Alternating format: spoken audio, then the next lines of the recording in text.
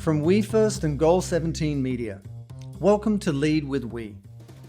I'm Simon Mannering, and this is the final episode of Season 2, as I'll be taking some time off to put the finishing touches on my new book, Lead with We, before we return with new episodes in the fall. Today I'm joined by Rodney Foxworth, CEO of the nonprofit Common Future, that provides capital to marginalized communities to create a more equitable economy.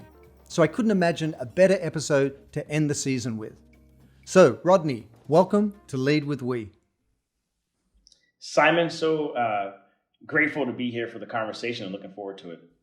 Rodney, you're doing such powerful work and such important work right now. And I'm always fascinated by the journey that anyone went on to actually, end up in the position where, we're talking on the podcast. So give us a sense of what led you to kind of really lean into a nonprofit like Common Future and to really address marginalized communities. What's your background? Thanks for opening up with that question, Simon, because I think oftentimes we don't have enough discussion about the why and the journey that someone takes as it relates to the purpose that they find in their life and their career. And so for me, it's a very deeply personal mission. I would say that it's a calling in so many ways, Simon. And so to begin with, just really briefly, I think for me, the context really begins with the fact that for your listeners, I am from a place, Baltimore, Maryland, in the US, that is one of these remarkable cities that I think has been impacted by so many economic and racial injustices for many, many years. It's a city in which you really get to see up close the ramifications of things that are becoming really buzzwords that might be really hard for people to connect with, but anti-Black racism, economic dislocation. You get to see the real impacts of mass incarceration and over-policing in communities, particularly African-American communities. Baltimore is a place that is majority African-American, I believe 63% or so African-American. And I benefited from having a wonderful household, a working class Black household, in which my parents oftentimes were working 2 to 3 jobs each, my mother and my father, to provide a life for their children. And so I witnessed up close what it was like for a working family in the United States to really struggle to have a meaningful life. One that had some relative prosperity, that really elevated to all the things that we want to aspire to, right? And having witnessed that and experienced that directly and firsthand, I also had a set of experiences, Simon, in which I really lived and continue to live with the ramifications of anti-Black racism. There's the story that I've begun to be more comfortable sharing, in which when I was in the 3rd grade, Simon, I was accused by a teacher, my teacher, of being unable to read and cheating on my assignments and in testing. And my mother, of course, understood that this was not the case. My mother had made sure that I was not only reading proficiently, but reading well above my grade level. I was just a shy kid. I was in the back of the class. I didn't participate a lot in the day-to-day of answering questions and those sort of things, but I went about my business of doing my classwork and whatnot. And so what I saw, Simon, was, my mom organized other parents, and they had actually discovered a pattern in which Black boys were being identified by this particular teacher and categorized as, being unable to read, being problematic in the classroom in terms of behavior, things of that nature.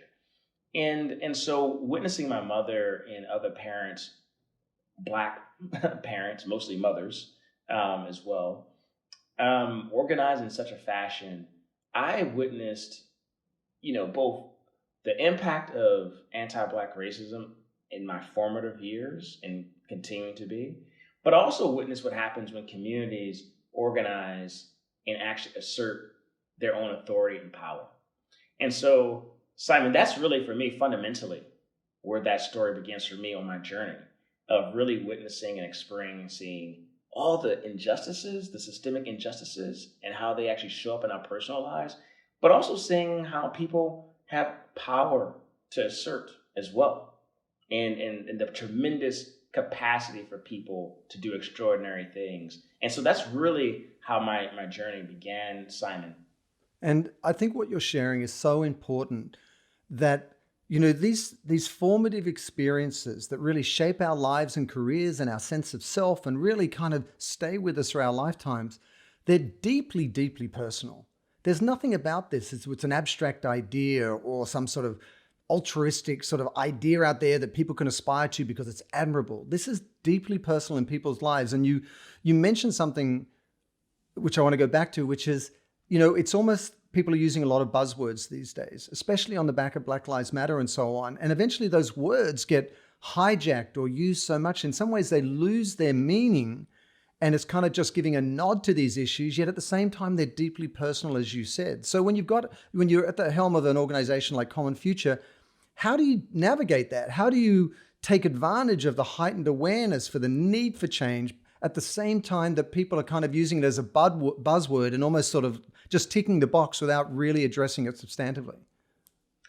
Simon, it's such a great question, because I think one of the things we cannot make the mistake of doing is effectively seeing heightened awareness as equating to heightened desire to make change in action. And I will be honest with you, I am a realist. I have, obviously, to do the type of work that we do, you have to have optimism. However, what I would say, Simon, is that my optimism really is placed much more on the communities and individuals, like when I witnessed with my mother and the other parents organizing, because I see such tremendous capacity from those who have been most impacted by all these injustices. So I have a lot of optimism there. I will admit that over the past year or so, in the wake of the murder of George Floyd and so many countless individuals that have faced unjust murder at the hands of the state, and a range of other things, obviously with COVID and how that has, the impacts of COVID, the pandemic, really disproportionately impact those who are low wealth, people of color, etc. So there's heightened awareness, Simon. And at the same time, I have witnessed and observed and experienced almost sort of a numbness to it by those who have had their awareness heightened. Now that might sound a little cynical, but that is something that I've experienced. That said, to your question, Simon, one of the ways that we navigate that is my organization, by design and purposefully, has been structured in which we actually ensure that we have majority people of color with lived experiences inside of the organization making decisions, right? And so for us, what that looks like is making sure that both the organization and the leadership of the organization is made up of people, especially women of color. I believe we're about 75-80% women of color in the same in terms of the leadership of the organization. And again, that's by design, that's intentional. Because when you look at our sector, Simon, decision makers oftentimes don't look like the individuals that make up the organization that is Common Future. And so by having those sets of experiences, it really helps us navigate so much of these terrains. I think that's really important, because you need to kind of lean into those who've had that experience to legitimize the efforts you're making, that they can speak with authority. But what you said about your own personal experience watching your mum when you were young and seeing the change that she drove when she organized the other mothers, it's that direct personal experience and participation that makes all the difference. And to your point about the last year and a half, I'm optimistic too, because I think it's a self-fulfilling prophecy. I think, if we give into pessimism, then we're damned. What are we going to do? We're just going to spiral downhill, and we're not going to be surprised by what we get. So it's a conscious choice to be optimistic. But also above and beyond that, if you look at all the ways that people have self-organized over the last year, whether it's to rally around COVID, to rally around their company, to rally around their community, and then obviously, yes, with the Black Lives Matter movement, the global response there where people took to the streets in their millions in cities around the world, it does give you at least optimism or confidence in the power of the every person to really self-organize and raise awareness of an issue and drive change. And so you had that experience when you were young, and help my listeners understand, tell us what Common Future does. It's a nonprofit, but it takes those principles of collaboration and participation and really then focuses their energies on those underserved communities, correct? That's absolutely correct.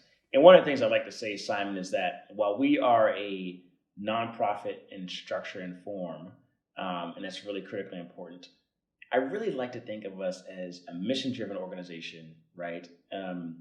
And that's important because I think oftentimes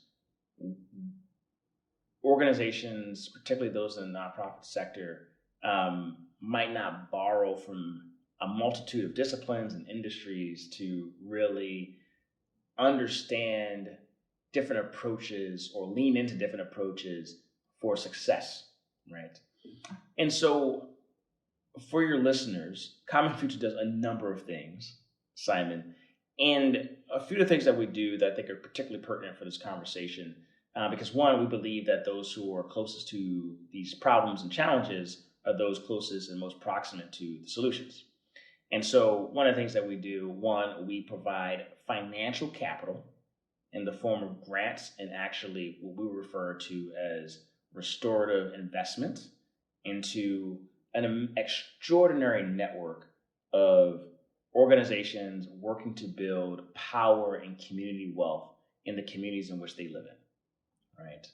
And so what does that look like? We provide general operating support to those organizations. And really, Simon, we look at it as catalytic capital or innovation capital, where these organizations, and oftentimes individuals as well, extraordinary social entrepreneurs in these communities, can have a set of resources, financial resources, where they can innovate, where they can test, they can experiment.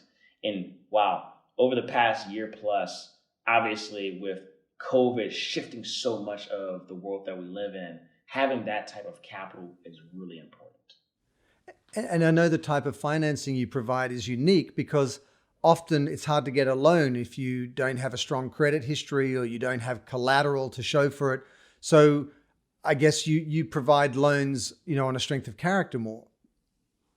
That's right. And so really quickly on that, Simon, one of the exciting things that, we're about to launch in the next few weeks is something that we've devised internally at Common Future.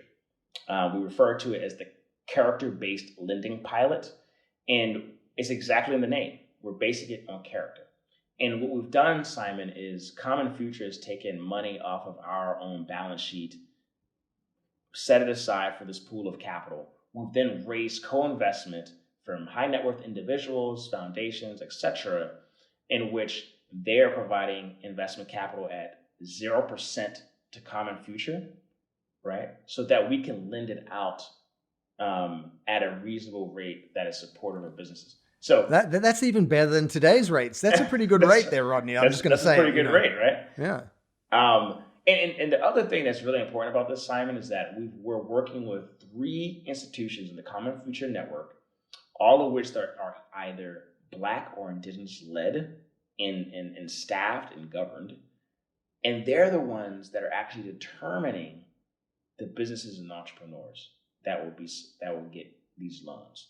And so they are organizations that are working hand in hand every single day with these businesses and entrepreneurs. And so again, going to that point of trust, we said Common Future doesn't have the same level of relationships with these entrepreneurs and small businesses in these communities. So we need to cede power and control to the organizations that do. And so that is another example, the type of thing that we do at Common Future. I've got to imagine this has got to mean so much for those aspiring entrepreneurs in communities that are struggling, where they don't have a lot of opportunities. I mean, what difference, all the stories you must have seen, what difference does it make to people's lives when they finally get a loan so they can get a leg up and start their business? It's I can tell you, Simon, I consider myself still an entrepreneur, even though I'm running an institution, a nonprofit institution at this point. But I have started a few different entrepreneurial ventures myself. And again, going back to personal experience, I don't have family wealth, right? It's likely that I'm going to have to provide financial support to my parents and my family Right. as they age and get older. And as I was launching these different entrepreneurial endeavors, again, I didn't have friends or family that I could raise capital from. I didn't have assets that I could bring to the table to get a loan or what have you. And so I deeply understand the vulnerability, the lack of comfort and safety when you're attempting to do these things, right?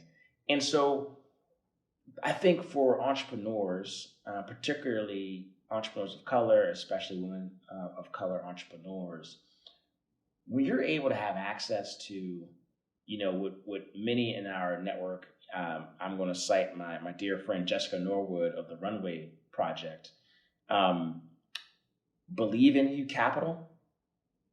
She coined this term, believe in you capital. It's money. When you're an entrepreneur, you receive capital that is low stress. You didn't have to go through all these hurdles that someone, an institutional, an individual said to you, we believe in you. I mean, that's so powerful just as a message in its own right. I want to ask a cynic's question here. I want to ask an unkind, arguably insensitive question, only because it's part of the mix that, these sorts of issues provoke. Absolutely. At the heart, these underserved communities are suffering racism and social injustice that is unconscionable and has just hurt and damaged so many people's lives. But from a purely business lens, what is the value proposition of investing in underserved communities, communities of color, not only for those communities, but cities, the country, more broadly? Like, why is it so compelling to do? Simon, thanks for asking the question. And it's not an insensitive question, because I think it's a question that so many individuals and institutions ask themselves.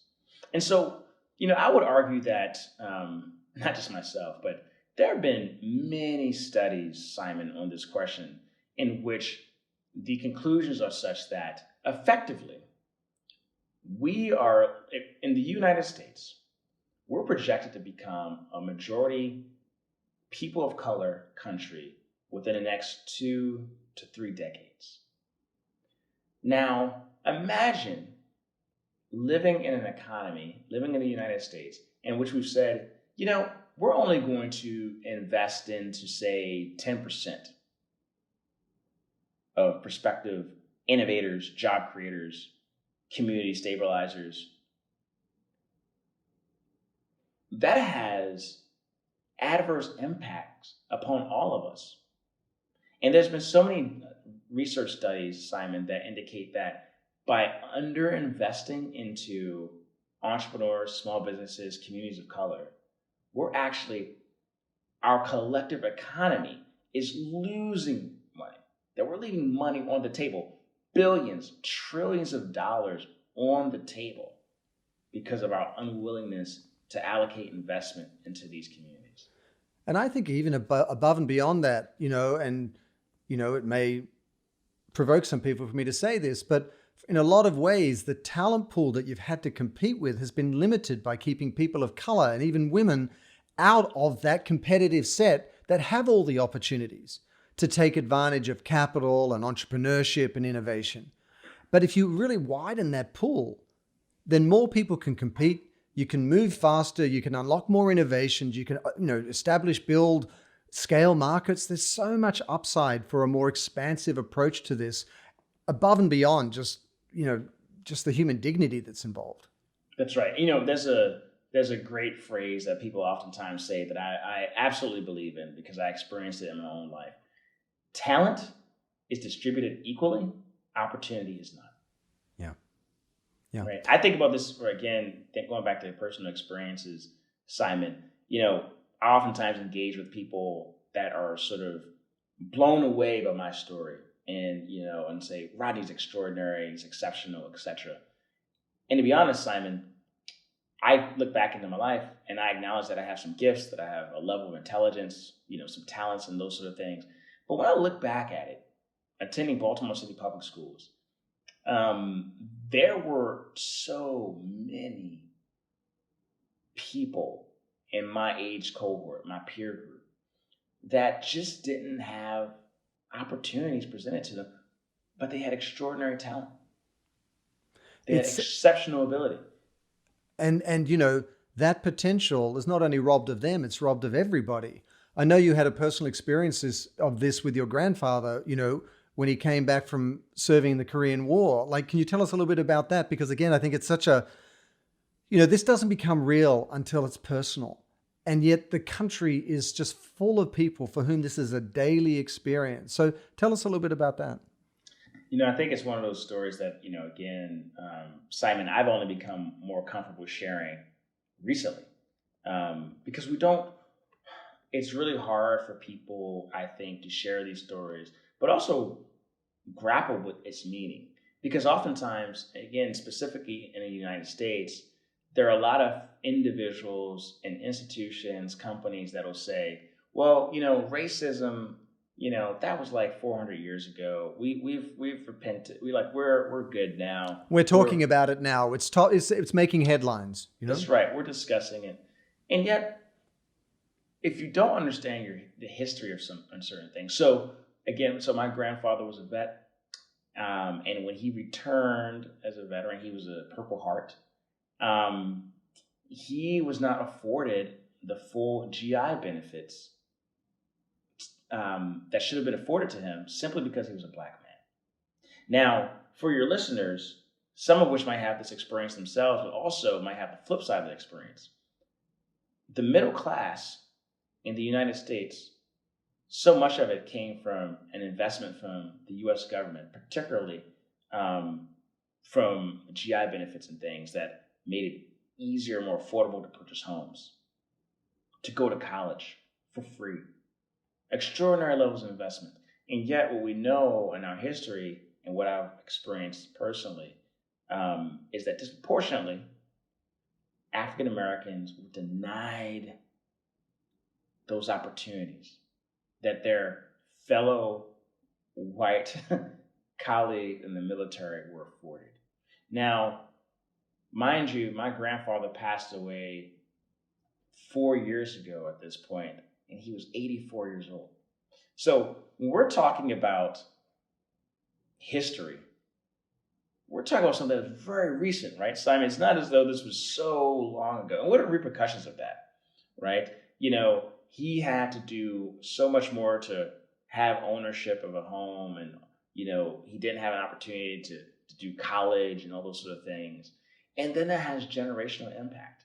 And on the flip side of it, there are households that were able to benefit from those investments from the government, creating and building assets for generations to come.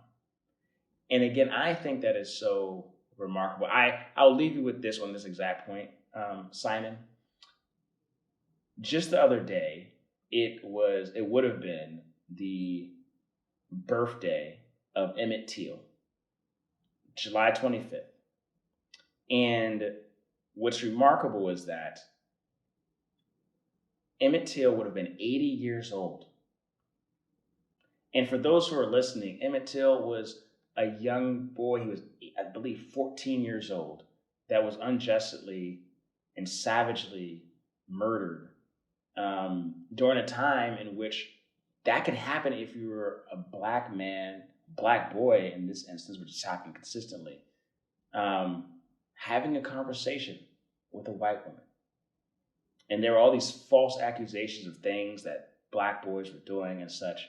And I raise this for the listeners because oftentimes we want to put things so far in the past, Simon. But Emmett Till would have been 80 years old. I mean, that's in our lives today. And That's I right. want to ask you on a personal level, you know, your grandfather who passed so recently, did he ever remark to you that progress has been made, or was it in his opinion, did he feel like we're still much where we were, where he struggled after he came back from, serving? Did he see a lot of progress? It's such a great question. And actually I have a photo of my grandfather in his military attire, like right in front of me. And, my grandfather was such an instrumental force in my life, helped me really be what I would say, what he was striving for me to have a liberated mind, to think for myself, to question, to be able to draw conclusions on my own. And what I would say is that my grandfather certainly acknowledged levels of progress, but he acknowledged them to be insufficient. Because what my grandfather would always point out to me was that, he was particularly interested and passionate about the collective uplift of Black people specifically. And, he had a large heart, so it wasn't just Black people, but that was really for him. And what he would say, I think, channeling him, is that the system is largely the same, and we've made space for more people to participate in an unjust system, including Black people. And so for him, I think having a different system entirely was the goal. And I think, what's interesting too in this conversation is that there are a range of perspectives, particularly for folks of different generations. And I believe that, I personally believe that there's been progress, right? Because again, I just referenced Emmett Till. And at the same time, when I reference that, we'd like to believe that something like that wouldn't happen today in 2021. And yet we do have so many instances of Black men and women being unjustly and savagely murdered by the police, for example. And so I think these things are kind of recurring, but I do believe that there's been some progress, Simon. I do think within the lens of what my grandfather would say is that the system is still the same system. The work that you're doing is so important from just a justice and equity point of view, but also, as we said, from a growth and innovation and community development point of view. And I know that you've just had the largest gift to your organization from Mackenzie Scott, so firstly, congratulations. That is awesome. Thank you. And, I wonder, as you look to the future, Rodney, what are your hopes in terms of what you can do with that capital? Like, if you can just sort of cast your eye out to the future and the growth of the organization and the communities it can serve, what's your strategy looking forward? I really appreciate that question, Simon. And I think this goes earlier to my comment about, yes, we're a not-for-profit. We're a 501c3. However, we like to think very differently. We want to be able to model different types of economic structures that really mirror the types of things that we fund and invest and support in. And so one of the things that we're thinking a lot about, Simon, and we're still in the early stages of really figuring this all out, but we want to actually be able to structure different vehicles for us as an institution to drive our work. So let me get more specific. We, as an organization, we operate as a pretty traditional 501c3. We raise money from philanthropy. We have an earned income portfolio, but it's quite modest, Simon. We raise capital from philanthropic sources. We invested into institutions in our network, etc. We create a lot of value. However, I want us as an institution to be less reliant on philanthropic resources. And it's not because I simply want to do that in a vacuum. It's because we want to be an institution that is what's already predominantly people of color, predominantly women of color. And I want to be able to model out what it means for an organization made up of individuals such that work at Common Future to really own and co-create within the economy that we want to see moving forward. So, for example, Simon, what might it look like for a common future to be able to incubate a new type of investment advisory that is solely focused on, has a mandate to move capital in ways that authentically develop economic prosperity and power in communities of color. What might it look like for Common Future to explore opportunities in fintech that really center the needs of the types of communities that are represented by the Common Future Network, right? Those are the types of things that we're thinking about, Simon, that go beyond, the traditional 501c3 dynamic. And that's what we look forward to, really endeavoring into being catalytic investors, being co-owners ourselves, being incubators of these different types of structures that can really create economic prosperity and wealth in communities that have been excluded and extracted from. I think that's so powerful because, your word catalytic is so important there. Once you get the success stories off the ground, they build momentum and they start to create their own market forces that then allow them to grow even further. It's just getting it off the ground and making sure you get that kind of wind behind your back. And then increasingly everyone can benefit, including those communities that have been underserved. And I know, COVID has been so hard on the country and everyone around the world, but disproportionately on communities of color. And, it's a little bit of the last 18 months has just been a little bit sort of extraordinary in that sense. But, as you look to the future, if there were people of wealth or high net worth individuals that wanted to support Common Future, or if there were sort of aspiring entrepreneurs in disadvantaged communities that wanted to sort of connect with Common Future to take advantage of what you're talking about, where should they go? What should they do? Great question, Simon. The first thing they can do is go to our website, which is commonfuture.co. You actually get to see a number of initiatives that we're working on as an organization. And there are a number of ways of supporting. One, we create a lot of content that can be shared. And I think that's really important, Simon, because that helps to reframe people's thinking in their mind, their mindset. So that's something that can happen. If you're interested in partnering with us to be able to provide investment or grant capital into some of these institutions that we work with, we have such an extraordinary pipeline of opportunity to support institutions and individuals across the country. Those are two fundamental things that people can look to do. One thing I wanted to add to your point about COVID, Simon, and this is fundamental to the way that Common Future operates, and I think this is how people need to operate and think moving forward. If COVID has taught us anything, it has taught us that we cannot predict the future. Right, Simon? I'm seeing right now the CDC being criticized, some could argue rightfully or not, being criticized for flip-flopping on their approach to how to handle the pandemic. As a leader, Simon, what I actually see is when you get new insights and data, you shift, you change, you adapt to what is now understood. Now that we understand that the Delta variant, for example, is spreading in the ways that it has been, well, that has to shift. And I bring this up, Simon, because I've actually been struck by how, despite living through COVID, we've all been living through this for, 18 months plus at this point, right?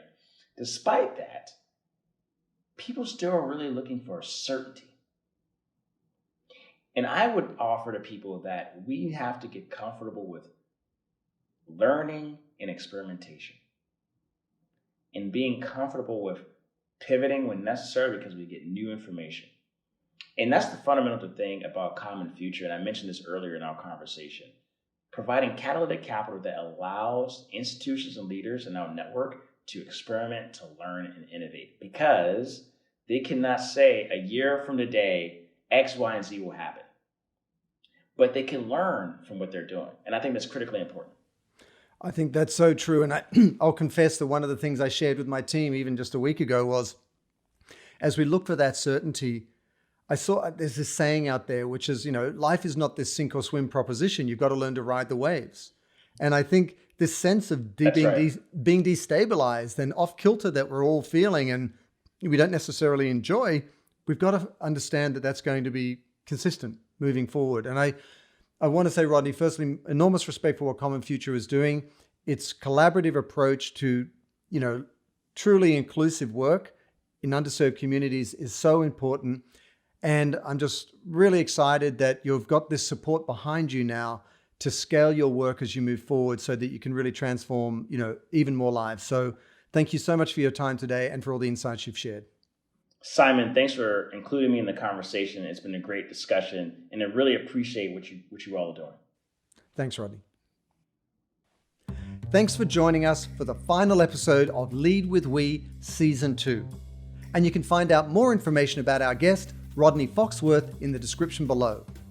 And if you enjoyed this episode, give it a thumbs up and make sure you subscribe to our channel by clicking the red button below. And you can listen to all the episodes on Google, Apple, or Spotify. Lead with We is produced by Goal 17 Media and we'll be back with Season 3 in the fall. And in the meantime, I'll be putting my final touches on my new book, Lead with We, that is now available for pre-order on Amazon, Barnes & Noble, and Google Books. See you soon. And in the meantime, let's all lead with we.